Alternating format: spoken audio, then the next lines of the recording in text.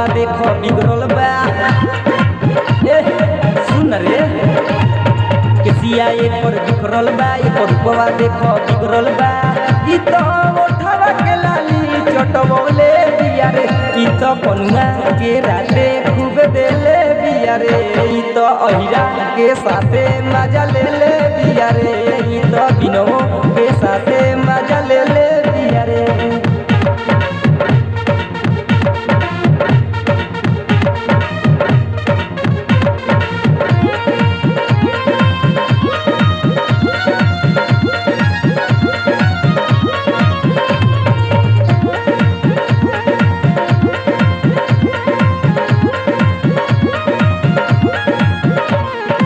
देखिले यारवा दिया बड़ पिछिनार रे, अपना के बनो दिया बड़ी होशियार रे।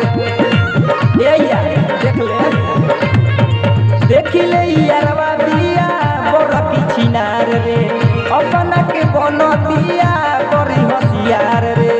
ई तो चोली के सामान गिजोले बिया रे, ई तो कनुआ के राते खूबे देले बिया रे।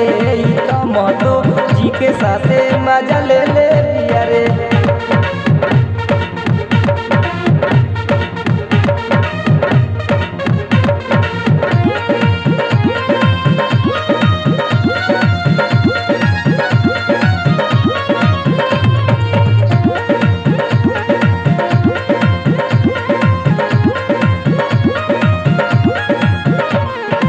सुनिले यारवा एकरा पर जनी फेरा में, रात दिन रहतिया सावजी के डेरा में। ए यार सुन रे, सुनिले यारवा एकरा पर जनी फेरा में, रात दिन रहतिया सावजी के डेरा में।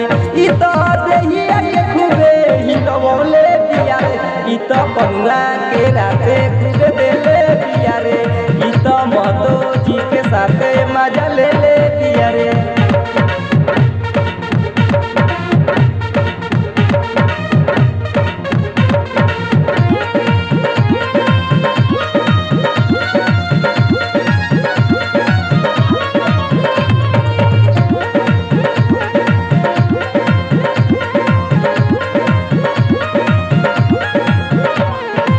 दीपक देहाती एकर बरुए यार रे, शशिकांत सोने ही एकर बनी है भातार रे।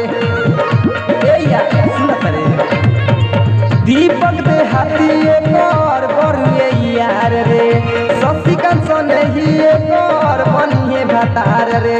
राइटर शैलेश से फोपी पिटवले बिया रे, ई तो कनुआ के राते खूब देले बिया रे।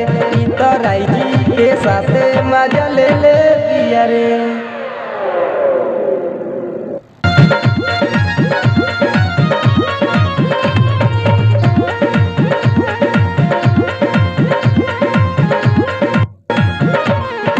दीपक देहाती एकर बरुए यार रे, शशिकांत सोने ही एकर बनी है भातार रे।